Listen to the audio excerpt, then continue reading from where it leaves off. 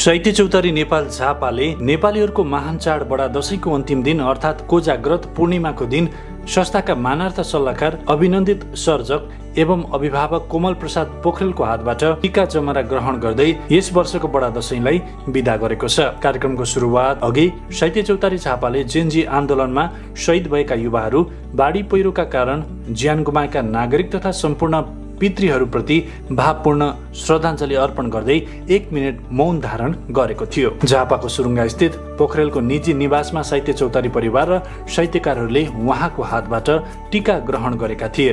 उक्त अवसरमा संस्थाका संरक्षक अध्यक्ष तथा नेपाल फिल्म सोसाइटी कोशी प्रदेश संयोजक देवीभक्त श्रेष्ठले विगतका वर्ष झैं यस वर्ष पनि अग्रज र ज्येष्ठ स्रष्टाबाट आशीर्वाद ग्रहण गर्ने परम्परालाई निरन्तरता दिएको बताउनुभयो। श्रेष्ठका अनुसार सर्जक र स्रष्टाको सम्मान गर्दै उहाँहरूबाट प्रेरणा र आशीर्वाद ग्रहण गर्नु नै हाम्रो सांस्कृतिक र साहित्यिक परम्पराको सुन्दर निरन्तरता हो भन्दै कार्यक्रमको उद्देश्य स्पष्ट पार्नुभयो। कार्यक्रमको अध्यक्षता देवीभक्त श्रेष्ठ र प्रमुख अतिथिता अग्रज साहित्यकार कोशराज न्यौपानेले गर्नुभएको थियो। साहित्य चौतारीका पूर्व सचिव डिकमान बिरईद्वारा रचित साहित्य चौतारी स्वागत गीत अध्यक्ष श्रेष्ठ र गायिका मनिषा भट्टराईले संयुक्त रूपमा प्रस्तुत गर्दै अतिथिहरूलाई स्वागत गरेका थिए।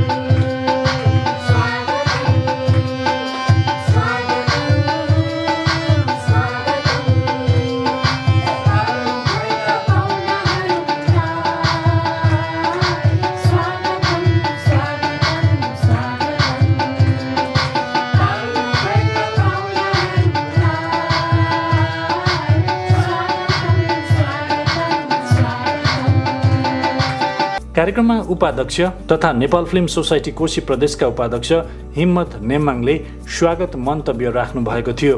कार्यक्रमका प्रमुख अतिथि कोशराज न्यौपानेले ब्यानर पढी कार्यक्रमको उद्घाटन गर्नुभएको थियो भने अध्यक्ष श्रेष्ठले देवी वन्दना र भक्तिरसपूर्ण भजनहरूद्वारा कार्यक्रमलाई धार्मिक र सांस्कृतिक रौनकता प्रदान गर्नुभएको थियो।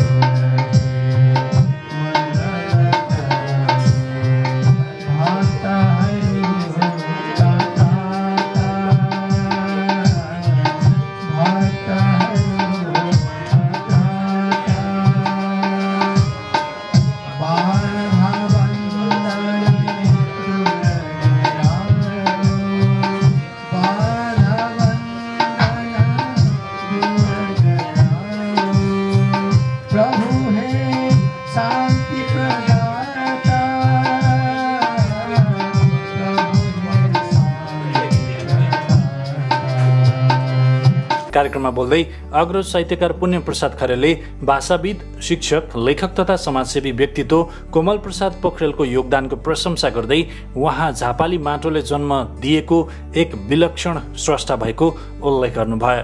मैले ठानेका झापाका स्रष्टाहरू, कविहरू, साहित्यकारहरू, शिक्षक इत्यादिमा सम्मान गर्नुपर्दा, सम्मानित रूपमा सम्झनु पर्दा औँलामा गन्दा पहिलो दोस्रो नाममा आउने व्यक्तित्व हुनुहुन्छ।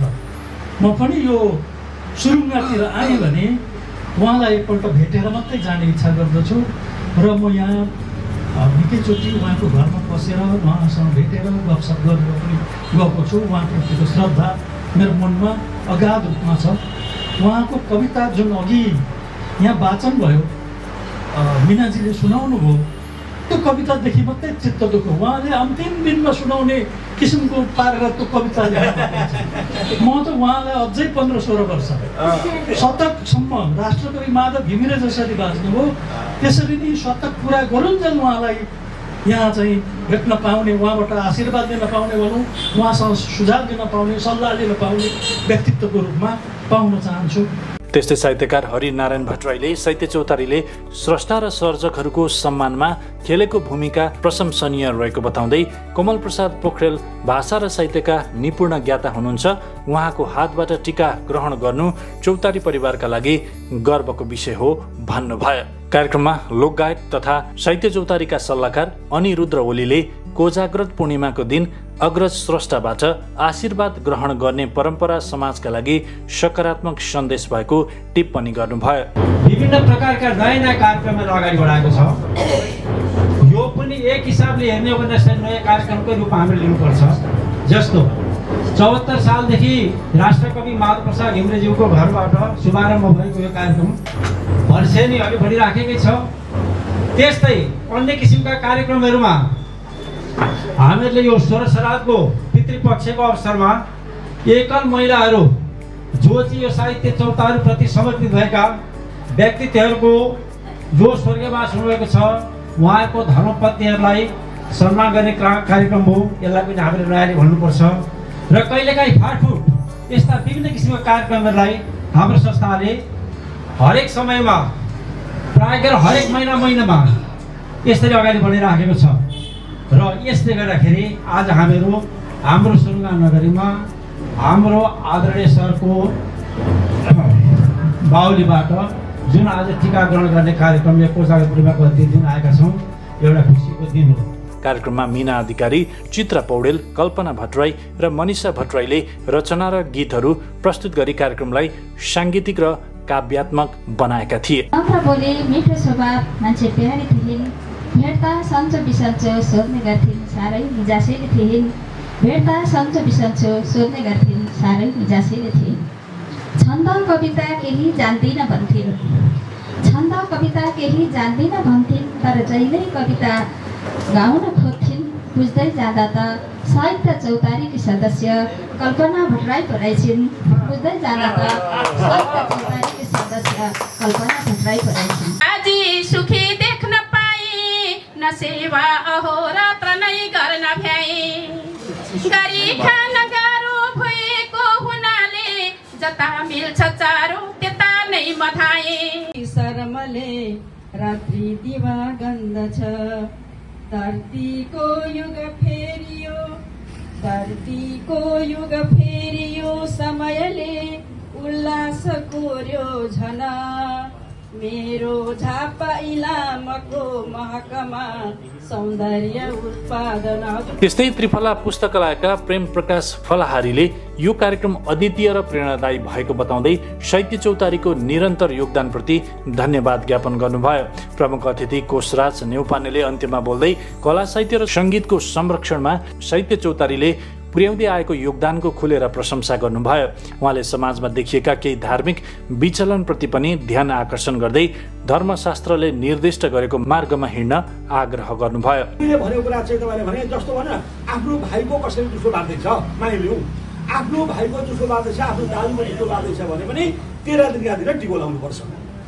आफ्नै दाजु मरेको 13 दिनका दिन भाइले, मेरो दाजु 83 वर्ष हुनुभयो, उहाँभन्दा अलिक कान्छो हुनुहुन्छ, 83 वर्ष हुनुभयो, मेरो दाजु मृत्यु भएको वर्ष दाजुको 13 दिनपछि दसैँ आएको टिको आयो भने 13 दिनका दिन म टिको लगाउँछु। कार्यक्रममा पत्रकार तथा साहित्य चौतारीका पूर्व अध्यक्ष केशव आचार्य, साहित्यकार भवानी छेत्री, कन्काई प्रतिभा प्रतिष्ठानका अध्यक्ष जीवननाथ सुवेदी, शिक्षाविद चन्द्रप्रसाद प्रसाई, साहित्यकार चित्रा पौडेल, राजेन्द्र तिमसिना, पत्रकार भरत भावुक प्रसाई, साहित्यकार मीना अधिकारी, कार्यसमिति सदस्य तथा साहित्यकार कल्पना भट्टराई, कार्यसमिति सदस्य तथा गायिका मनिषा भट्टराई, कार्यसमिति सह कोषाध्यक्ष कुमार श्रेष्ठ लगायत झापाका दर्जनौं स्रष्टा तथा साहित्यकारहरूको उल्लेखनीय उपस्थिति रहेको थियो।